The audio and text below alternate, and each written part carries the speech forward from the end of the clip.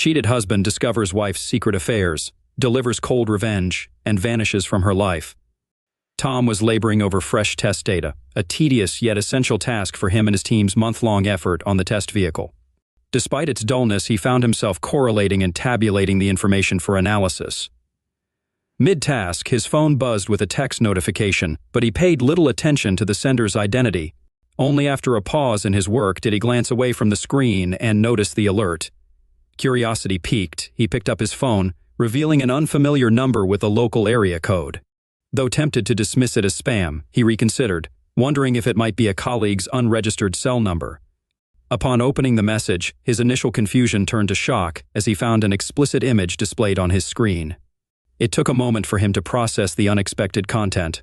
A close-up of a woman's private parts, clearly showing a recent calculation. Reading the accompanying text, look closely. You still have time. Bradley's, 6 p.m. He initially dismissed it as a misdirected attempt at solicitation, finding a hint of amusement in the situation. However, a closer examination of the image revealed a tiny detail that froze him in disbelief.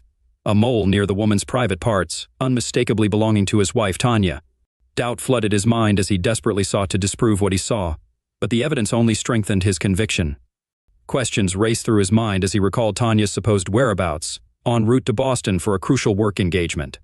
Yet, here he was, confronted with an image that suggested otherwise.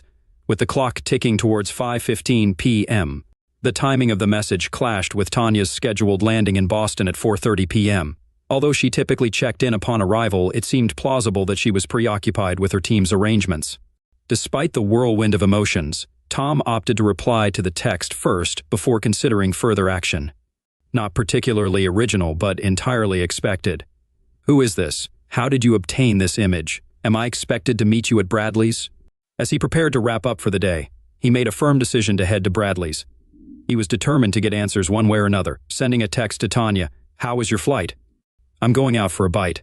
Give me a call when available. He aimed to keep things low-key and gather information discreetly. Walking toward his car, his phone buzzed once more. Assuming it was Tanya, he checked his phone, only to find a response from the mystery sender.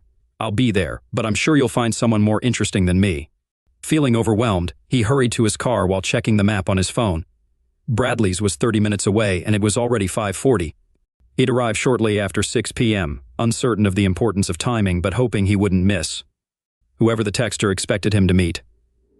During the ride, his phone buzzed again, this time with a message from Tanya. Crazy time with the team. We'll call you later before bed. Love you.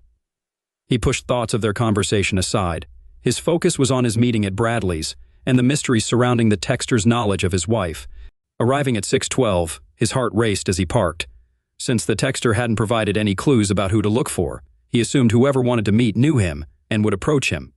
Yet it was the mention of someone more interesting being present that troubled him most. The texter seemed privy to information he didn't possess, and he feared walking into a trap. Without any other means of uncovering the truth, the image of his wife's carnal parts left him in turmoil. He trusted her completely, and their closeness was satisfying, or so he thought. But the only explanation for someone possessing such an image was troubling. And he was minutes away from discovering the truth, a prospect that filled him with dread. Stepping inside, he allowed his eyes to adjust to the dim lighting. Unfamiliar with the pub's layout, he paused by the entrance to survey the surroundings. A spacious dining area lay ahead, with a bar to his left. Choosing a seat near the end of the bar, he ordered a draft and scanned the dining area. His attention was drawn to a man who had just taken his drink order and was making his way across the room toward a table of smiling individuals. And there, at the table, receiving a drink from the well-dressed man, sat Tanya, adorned in her little black dress and pearls, her smile radiant. He moved mechanically, advancing toward the table where Tanya sat. Just a couple of steps away, her expression shifted from a warm smile to wide-eyed fear upon seeing him. Undeterred, Tom continued, reaching the table and seizing a handful of the well-dressed man's hair with his left hand. He yanked back forcefully, causing the man to drop his drinks and stumble backward, yelping in pain as Tom pulled him past. He released his grip, intending to strike him with his right hand, but the man's rapid retreat left Tom out of range, and he landed on the floor. Before Tom could act further, taking a step toward him, Tom recognized Pete and sternly warned him to stay down. Pete, disheveled and soaked in drink, obeyed without uttering a word. Turning back to Tanya, Tom noticed the table had fallen silent. Familiar faces stared back at him, members of Tanya's team, who had shared meals and gatherings at his home. He mused that team loyalty outweighed betrayal, except for one individual who had chosen to reveal the truth. Briefly considering identifying them, he dismissed the idea as futile. Tom informed Tanya that he was going home and suggested that if there was any hope for their marriage, she should come with him now. Tanya nodded in response, however. Before she could rise, he gestured for her to wait and requested a moment before departing. He addressed Betty Wilson and Bob Thoron seated nearby. He asked Betty if Bill thought she was in Boston, and Bob if Alice believed the same. Their avoidance confirmed his suspicions. He pondered whether the whole team was involved, realizing that at least one of them was. The drive home was a blur, ending abruptly in his driveway. Inside, he grabbed a beer and sank into the living room, contemplating his acquaintances, familiar with Bill Wilson and Alice Thoron, but unfamiliar with the other couples present. With uncertainty gnawing at him, he debated contacting Bob or Alice but ultimately decided against it. Instead, he sent them a brief message. Just heard Tanya's travel plans changed. Might want to touch base with that. He left the choice of further investigation in their hands, feeling a sense of closure amidst the chaos. It was roughly 20 minutes later when he heard the garage door open and Tanya pull into the garage. He waited in the living room. She entered, still dressed in her LBD, but without the provocative pumps and jewelry. As she calmly walked into the living room and took a seat opposite him on the sofa, he remained quiet. Understanding the power of silence in any conversation, he was resolute in allowing the silence to persist for as long as necessary. It didn't take Tanya long to speak up. "It's not what you think," she began, but he gestured for her to stop. "You have no clue what I think about tonight's events," Tom replied. "I don't need a detailed explanation. We're both engineers, and we know that there's no real or objective answer to any why question. It's often just an attempt to justify unfavorable outcomes, so I won't ask why. Let's start with something simpler. How long? How many times? How frequently? Do our friends know? Apart from those at the table who cheat, am I labeled as your betrayed man among your work colleagues and our friends?" "No, Tom, it's not like that at all," Tanya protested.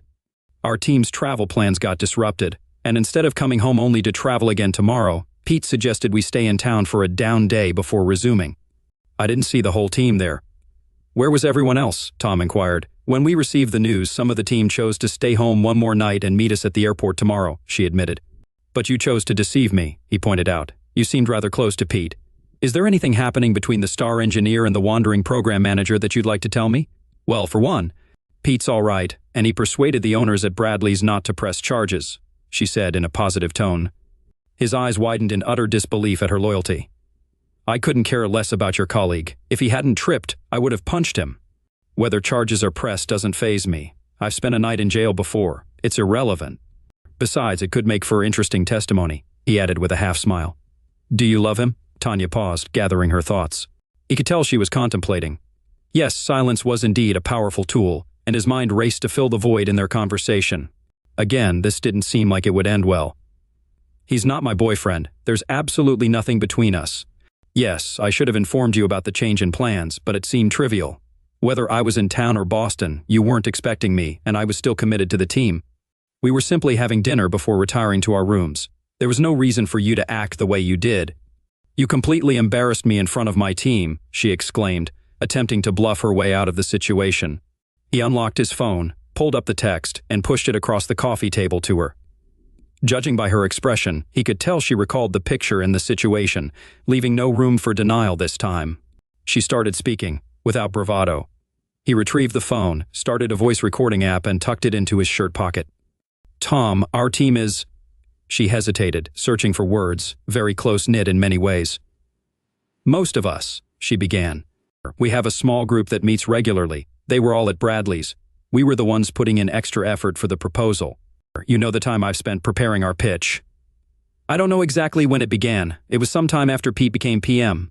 We worked closely together, and I was drawn to him, and things just evolved," Tanya explained. "No explanations needed," he interrupted. "Falling into bed doesn't just happen. Decisions are made consciously. We both understand that, so please don't insult me." "So, almost 6 months," he answered one of his questions. "That's when Pete joined, right?" She nodded. "The team," he continued, "all of you," he trailed off without naming it. "I mean collectively." She nodded again. "Pete mentioned it fosters trust and team unity. Is that what convinced all of you to form a coalition group?" Now you're being crude. It's more than that. I feel a strong connection to Pete and my team more than ever, Tanya asserted confidently. He sensed trouble brewing. Unfortunately, you may see some changes in your team soon, Tom warned. What did you do? Tanya gasped. Tom, involving others will only cause more damage. Let them make their own choices. We need to focus on us, Tanya. I can't stay silent and be complicit. I care about Bob and Alice. In fact, I like them a lot more than Betty and Bill right now, he replied. I texted them about the changed plans. How they handle it with their spouses is up to them. I can live with my decision. Tom, we have the most productive team in CR Inc.'s history, she practically yelled at him, and you benefited too, just because our team meetings were on. Wednesdays didn't mean you missed out. I never denied you access to me whenever you needed it, so I slept with my team a bit earlier. You never noticed. That picture you showed me, you want to know about it? She sneered. That was right after Pete finished inside me. Yes, he came inside your loving wife. What you don't see is Betty. She took the picture just before she went down on me. So now you know you never had seconds or tasted another man's seed. If you don't know, it didn't happen, right? Tom listened in shock as the extent of the deception and his own ignorance unfolded before him. Now, just because you're aware, just because your fragile ego is bruised, you want to throw away all that my team and I have achieved? Tanya hissed, her anger escalating. Tom could feel his heart rate rising as Tanya passionately defended her team's questionable dynamic. His own anger was growing by the second. For a fleeting moment during his drive home from Bradley's, he entertained the idea that perhaps forgiving Pete just this once could be possible. However, that notion had quickly met its demise. He didn't need to hear anymore, and he certainly didn't want to.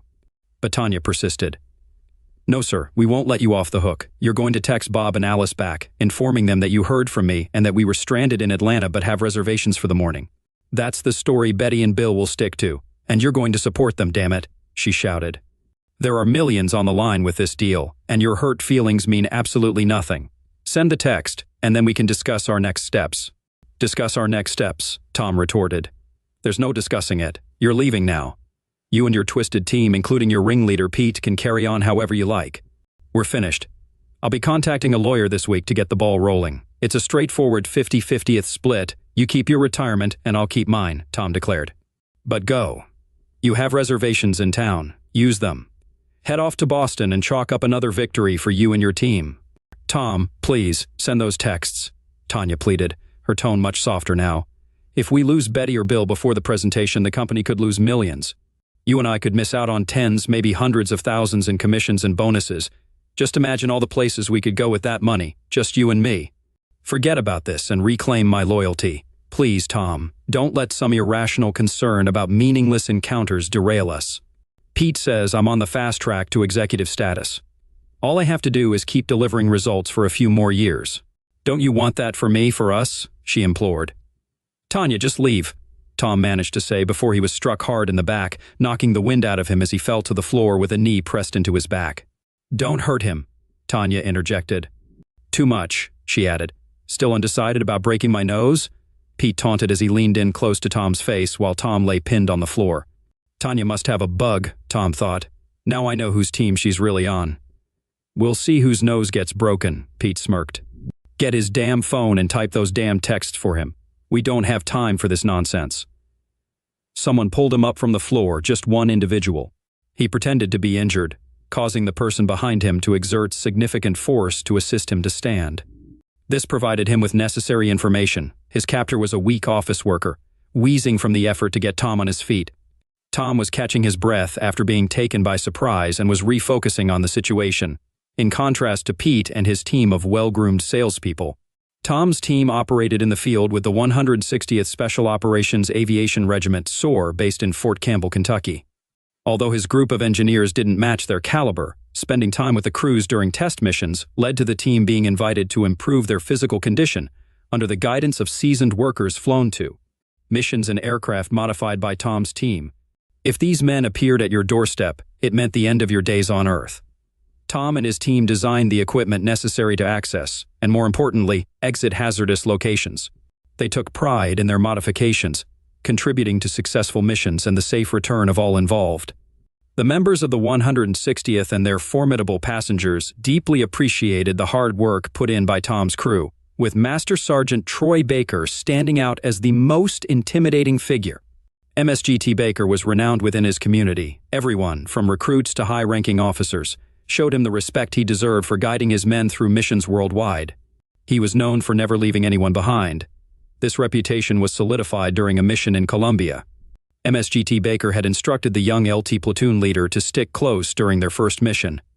When the FARC ambushed their group, MSGT Baker thought the LT was performing well for a rookie, until he saw him on the ground, bleeding from a head wound. The medic reported that he had checked for vitals and mentioned that he was gone. Top Baker knelt down and lifted him into a fireman's carry, with the medic reiterating that he was gone. Top Baker responded to the medic's observation, stating that it might be true, but he was still coming home with them. The medic looked at him as if he had lost his mind, considering the more than 5 kilometers trek back to the LZ through dense forest. They would be fortunate to return unscathed, but carrying a deceased individual seemed like a risky decision. Anticipating the medic's thoughts, Baker assured him, "I'd do the same for you, Billy. Stay close in case I need you." What ensued became legendary. Upon their return to the base, the medic informed the doctor that the lieutenant had succumbed. The doctor nodded and retrieved a penlight from his pocket. The medic watched in amazement as the dead lieutenant's pupils contracted in the harsh beam of the penlight. The doc then asked the medic if he cared to revise his diagnosis. As they hurried the revived lieutenant into surgery, he was timeless. He didn't speak much, but when he did, everyone listened. He was a relic in an age of convenience and disposability. He was neither. He was meticulously crafted and unique, and he seemed to hold a special regard for Tom and his team. During the extended periods of downtime between missions, the MSGT expressed his gratitude by instructing Tom and the team in some basic yet effective hand-to-hand defensive techniques.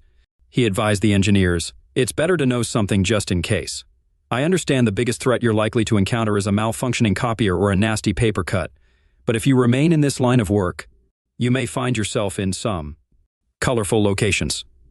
So now, if you happen to encounter one of the local colorful inhabitants, you'll have something practical to rely on," MSGT Baker explained to the group. "But let's hope a paper cut remains the scariest thing you ever have to face." Tom regulated his breathing and allowed himself to appear subdued in the grasp of his captor, while recalling the fighting techniques taught by the MSGT. There might be situations where you feel powerless and can only endure the smacking.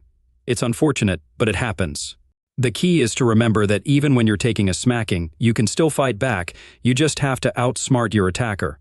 Tom remembered the lesson and subtly resisted, gradually wearing down the lone man's strength.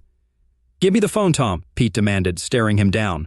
"Now you know I've been with your wife, and that every guy on the team has had their way with her.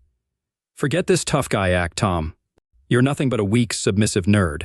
Do as we say, and maybe you'll still have a chance with Tanya when the team isn't using her. Don't forget about all the luxuries you can afford with her bonus. That should ease the pain. Who knows? Maybe Tanya will even buy you a Keyshawn robot for those times when she's busy." Tom bit his tongue as Pete took pleasure in humiliating him and coercing him into compliance. Pete demanded to know where the phone was.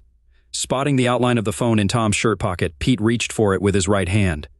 Tom forcefully stepped back, driving his right heel into his captor's shin, causing him to stumble in pain. Flexing his arms, Tom broke free from the hold, as his captor yelped and collapsed under his own weight. Pete's eyes widened in recognition. With his right arm extended straight out, Tom rolled his shoulder as taught by the MSGT, driving his clenched fist into the center of Pete's face with full force. He felt bones shatter beneath his fist as a gush of blood poured from Pete's nose, sending him crashing to the floor. Tom turned around to identify his assailant. It was Bill, lying on the floor in tears, clutching his leg. He whimpered that he thought his foot was broken. Tom forcefully stomped on Bill's foot, causing him to scream in agony.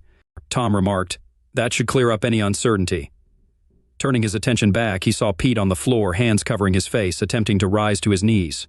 Approaching him, Tom leaned in close to Pete's ear and mentioned, "Looks like your nose took the punch. Guess you weren't willing to take one for the team." He then delivered a powerful punch to Pete's temple, knocking him out cold. Adrenaline pumping and breath ragged, Tom scanned the living room for Tanya. Suddenly, he felt a sharp impact to his back and neck, dropping to one knee. He spun around to confront the new attacker. Tanya stood before him, wielding a cast-iron skillet. Her swing had missed, grazing Tom's side. Rising to his feet, he roughly grabbed the pan from her hand. Tanya pleaded with Tom, expressing that they could still salvage the situation. She asked him to consider the money he would be giving up and promised to put an end to the extramarital affairs, vowing to cut them off. She suggested going back to how things were between them. Rubbing the back of his head with his left hand, Tom stared at her, astonished by her sudden transformation.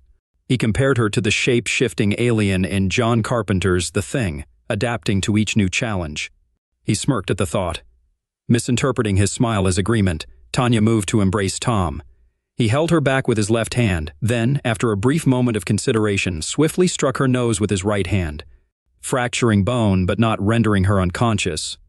Tanya cried out and slumped to the floor. Tom remarked, "Hurts like hell, doesn't it?"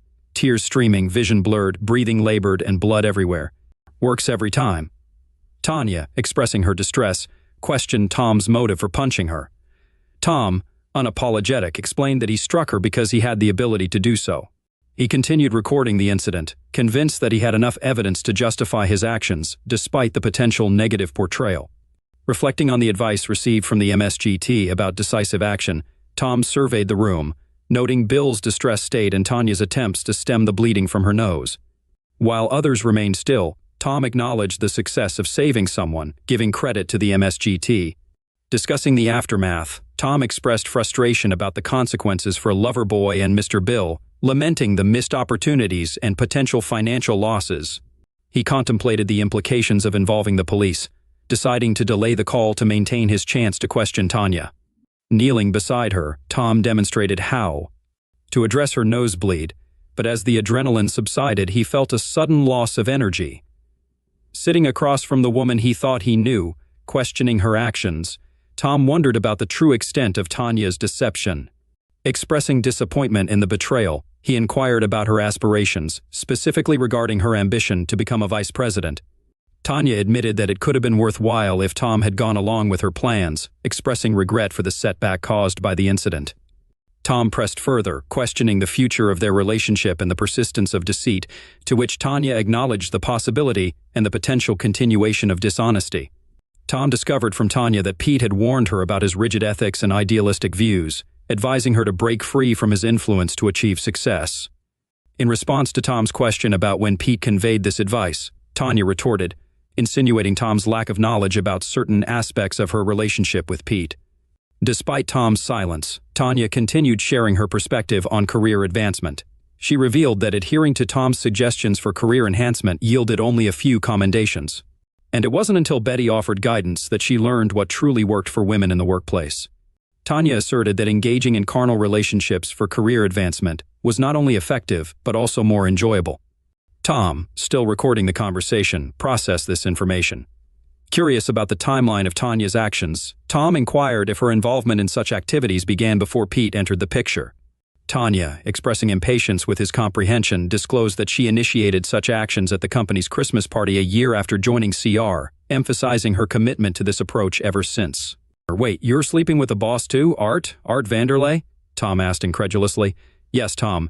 Art, Pete, Bill, anyone on the team who could help advance my career.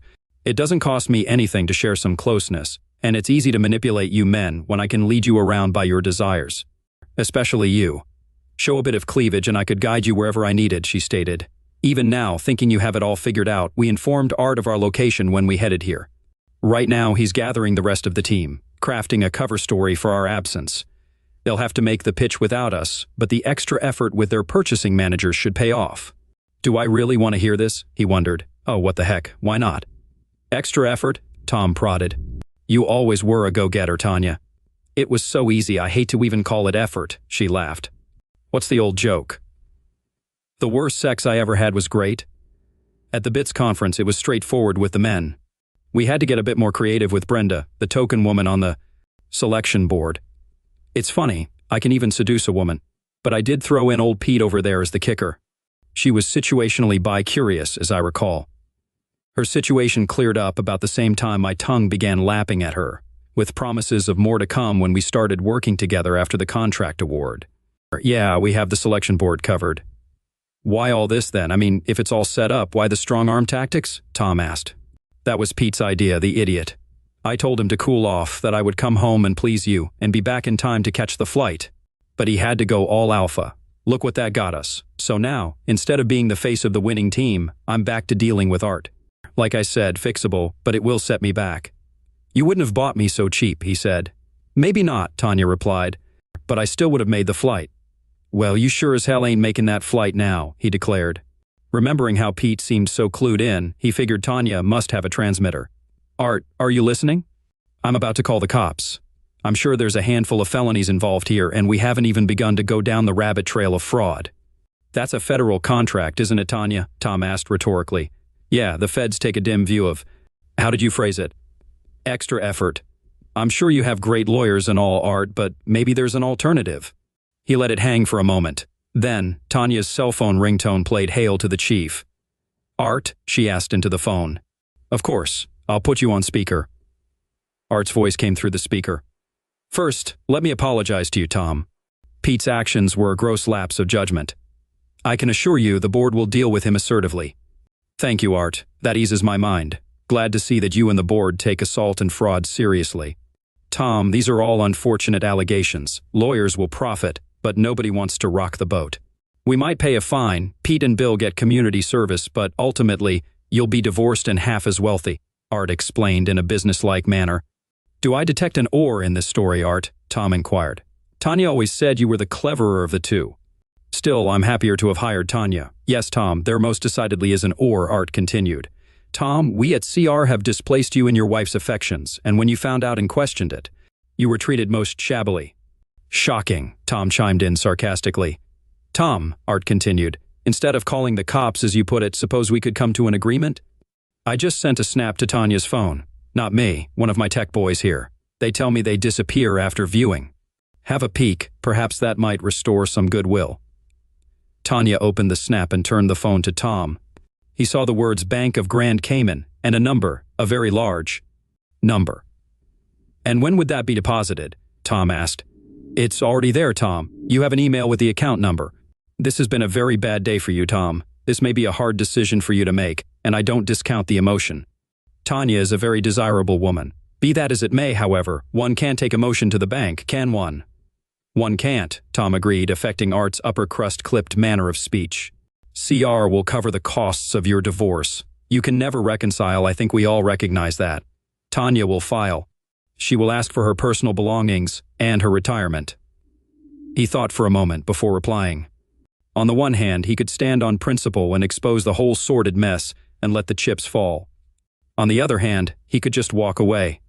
Art had just given him 5 million reasons to do just that. Does CR have a medical staff, Art? Tom asked. Ah, yes, Tom, I believe we have some physicians on retainer, Art replied. Good, Tom said. You better load a few into a limo and send them over here to pick up your team. Are we in agreement then, Art? Tanya, Tom replied. Precisely, Art agreed. Are we done, Tom? Art asked. Goodbye, Art, Tom said, and ended the call. Tom put his phone away, turned off the recording app, and slipped it back into his pocket.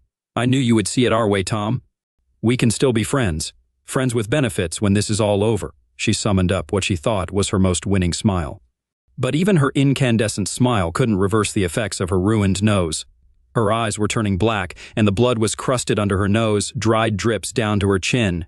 Tom found the sight comical and allowed himself a smile. Once again, Tanya misread his smile for agreement and leaned in to kiss him.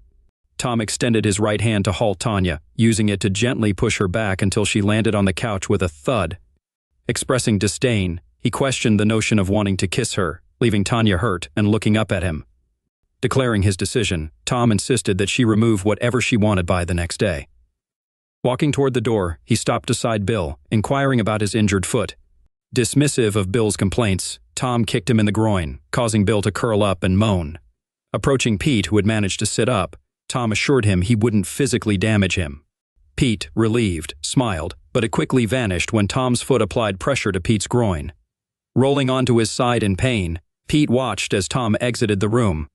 He got into his car, unsure where he was going, but food and shelter were high on the hierarchy of needs scale for a good reason. He grabbed a burger from a takeout place, checked into a Red Roof Inn just outside of town near the freeway, and fell asleep as soon as his head hit the pillow. Despite enduring numerous physical strains from various injuries, he rose early the following morning and reluctantly got out of bed. While preparing motel room coffee, his phone chimed, and he eagerly grabbed it. The text message came from the number, and he opened it promptly. Sorry for yesterday. I can meet, thank God it's Friday at the mall. Nish, I'll wave you over to seats at the bar. I'll be there. he replied, and poured the lukewarm brown water from the coffee maker carafe into the paper cup.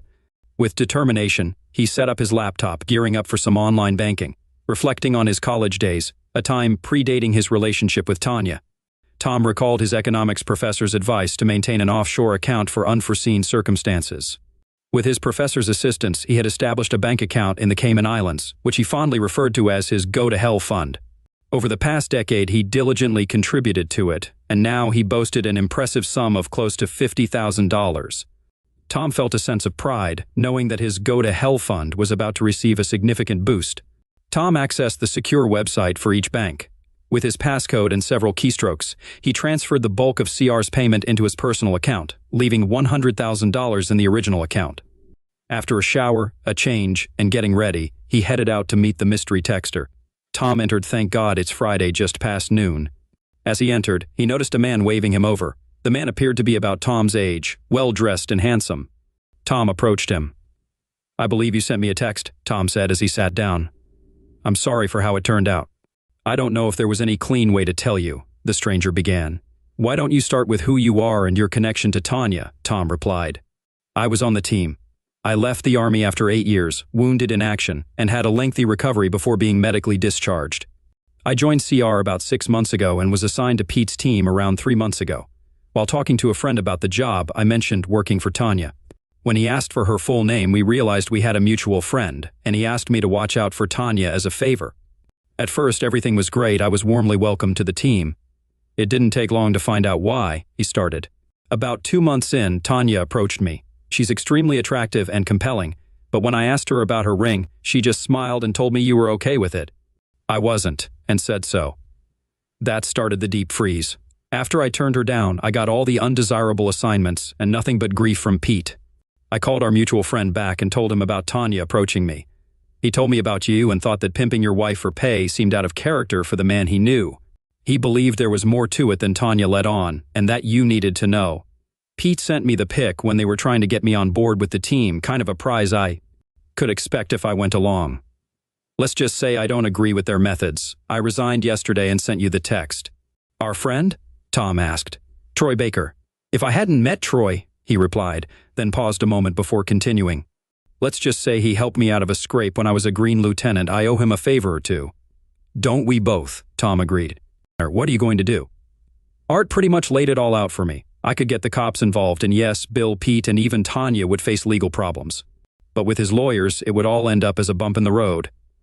We made a deal. You might think I'm selling out, and maybe you're right in a way.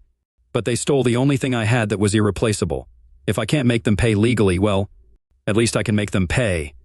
It won't bring Tanya back, but I think I may find she's less irreplaceable than I thought. I have a trip planned. Tell Troy thanks for everything. I won't be going back to work." "What about you?" Tom asked finally. "Well, Troy always spoke highly of Baxter Inc. Now that you're gone, they might just need another engineer. I think you'll find they do business a bit differently at Baxter, maybe more to your liking.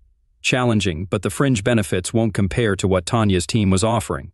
Tom smiled, expressing his acceptance of the arrangement. The stranger stood up, prompting Tom to do the same.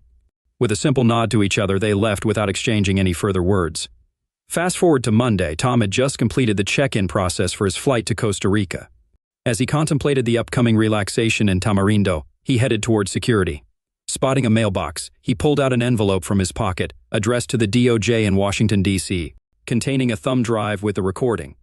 He thought it might pique their interest, considering the possibility that Art's legal team might not be as formidable as assumed. Tom dropped the envelope into the box before proceeding into the security line. Update 9 months later, seated at his usual table in the cafe, Tom received mail from Anna, who brought him his cerveza. "Thank you, dear," he said, raising the bottle to his lips. Holding the envelope, he wondered who had found him. Not going to great lengths to stay hidden, finding him in a little town on the Pacific coast of northern Costa Rica would have required resources beyond the ordinary guy's reach. His first thought was that Art's people had found him. Letting the envelope sit at his house for 2 days, he was fairly certain it wasn't a bomb, yet. You can't be too careful. "Carlos," Tom called out to the cafe owner. "Toselo, si, Senor Tom?" Tom handed over the envelope and stepped back a few paces. Can never be too careful, he thought as Carlos cut open the envelope. He handed it to Tom, who thanked him, took another pull from his beer bottle, and turned the Envelope over. Several sheets of paper fell onto the table. Picking up a note that said, "Thought you would find this interesting," along with a phone number, the number Tom thought Troy would have the resources to find him. "I can live with that." Flipping the other piece of paper over, he found a copy of a newspaper article with a picture. The photo depicted Pete, Bill, Tanya, and Betty being led out of the CR building in handcuffs. The headline for the article read, "4 indicted in multi-million-dollar procurement fraud." He smiled. Maybe Art's lawyers aren't everything he thought they were, he said to himself, a habit he picked up since his Spanish was weak and English wasn't widely spoken. He liked to hear English conversation, even if it was just him talking to himself. "Ana, otra cerveza," he said, holding up his empty bottle. "Sí, mister." "Gracias," Anna said as she accepted his beer. Tom took a swallow and looked out at the deep blue Pacific. "Tanya, who?"